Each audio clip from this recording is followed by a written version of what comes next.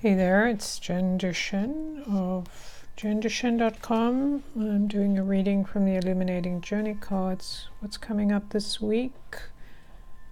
It's March 23rd, Friday. I've already shuffled the cards and I'm just going to see what they reveal. Card 1, number 29. And this card suggests to me today that this is a time to really begin to go deep within yourself, within your thoughts. We are in Mercury retrograde right now, so it's a great time to be communicating within yourself and looking at the things that trip you up. Like, what is it about going deep that could have you wanting to avoid or not deal with or feel ashamed or bad about? And this idea is to really look at those things with a fresh eye. I'm just going to close the window. Look at that with a fresh eye, because stuff is stirring, like all the energy or the grunge from the bottom, the roots of what's being created.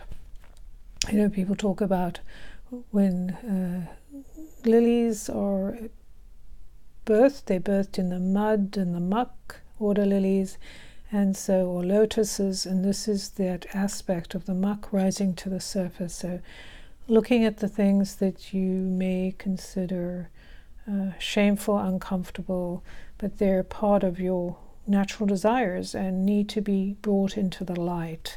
So let's just set this aside for now and see what the second card is. Okay, so interesting. Second card is this one, which when I look at this, I feel, for me, this is about mysticism. It's about your inner creativity, the cave of dragons, where mysticism, magic, whatever creative energy is formed. And this is kind of, you know, another energy of going deep.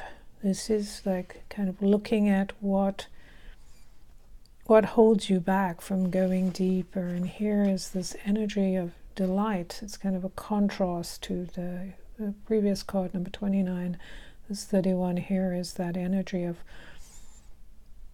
going deep into the wonder of what's available to you, right? So on one level, you have all these things you have maybe pushed beneath the surface and have considered dark or wrong or scary. And here you are being faced with the eye of looking at this. The clock is ticking, but this is not a normal clock, right? We have those aspects of facing the music of what we have hidden from, because that is what's controlling us. Our deep desires, our hidden forces, the things we fear are really what controls how we behave. And then when you go into the next card, this energy it's also in the depths, but this depth is, you know, this mystical woman here reminding you that there's treasure to be had when you tap into the idea of magic and dragons, and really the dragon's lair, the place where creativity is spun, where new ideas are formed, where you begin to see what is true treasure and let go of the dross. What is it that you want to create when you look beneath your fears? I'm going to pick a third card here and see what this one is. Aha! Now this is one of the tools of this deck. This deck consists of 3 different types of cards. The visual portals, which there are 35, and we've just seen 2 of those, and this one is one of the tools, the cloak of invisibility. Now, what's so interesting about this is that when we think about this time that we're in, or in this aspect of shifting between the worlds right here, what we've looked at, the realm of kind of fear and disguise and maybe taking journeys into places we have avoided. There's a lot of strength in this kind of, here's a galactic energy we can move down into portal. It's also very tied into the feminine mystic. And then we have this energy which is alluding to the idea that we can create wonder and beauty from the basis of trueness of form, not faking or pretending, oh, I want this, I say I want this, but I actually don't really want it. But truly allowing all these here, my eyes being caught right there by this flying saucer that's coming in to perhaps water this place and add a dash of energetic magic and bring things alive, things that you have put aside in order to be the person you thought you were meant to be. So delving deep into your feminine side and then being able to kind of don the cloak of invisibility, or perhaps begin to see things that you haven't seen. Allow yourself to hear things you haven't known and accept. Because a lot of us have lived by the idea of illusion. I live in my little bubble, all is safe and well if I just pretend nothing else is happening. But the reality is we must understand what is possible and then recognize that we are the masters of our fate. So what are we creating? What are you creating here? You take the idea that there is darkness and light, there's possibility, and sailing ships and sealing wax and all kinds of things that we can create, treasure, and then with this cloak of invisibility, not refuse to see what's in front of us, but really use this magical energy to go to places we haven't, to see things in a new light, to see life in a new way, and open ourselves up to the opportunity of being present, knowing what things are without being tripped up by them. Because when we refuse to see things, then we don't know what's going to trip us up. When we face the reality of what people are, what they're doing, and we don't worry about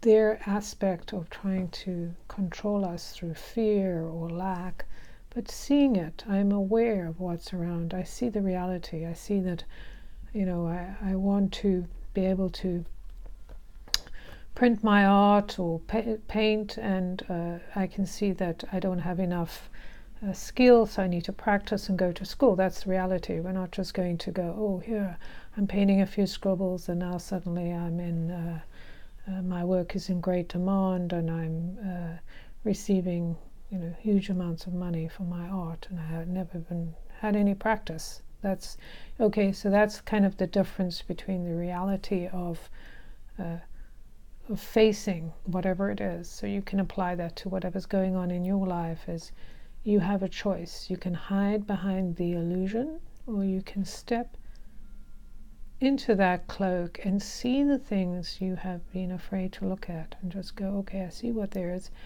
Now what is it that I need to understand? And the energy that's coming through to me right now about all of these things that are happening that appear very disturbing and unsettling, and is, we can be in fear about it. We can choose fear. We can choose to recognize that fear is one choice. There are other choices. A choice of following the path of your own true light, whatever other people do, because people do want to control us. They do want to make us do what they want, to fall in line and be good little boys and girls. And here we have an opportunity to truly step behind this cloak and see the bigger picture and choose something, even stepping deep into ourselves and seeing who we are in a whole new way, seeing ourselves from a different point of view. I never knew that about myself. I didn't know that I could do this. I didn't know that I wanted to.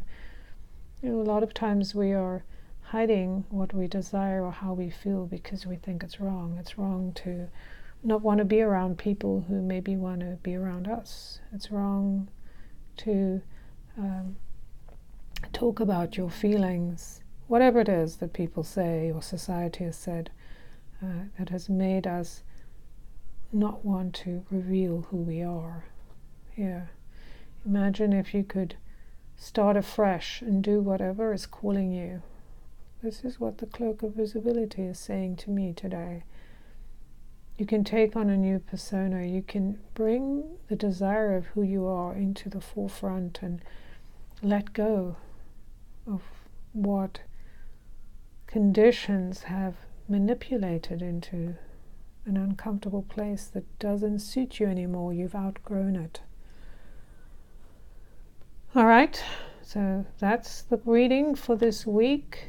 Think about where you are, what you're thinking that needs a rethinking, a new look at an old idea, letting go, coming into the cabin of possibility, and how you would use the Cloak of Visibility as a tool to shift your old perspectives and bring you more into the desire of being in this beautiful cave of possibility, of facing what you may fear. Really looking deep into traveling beyond the places you have been.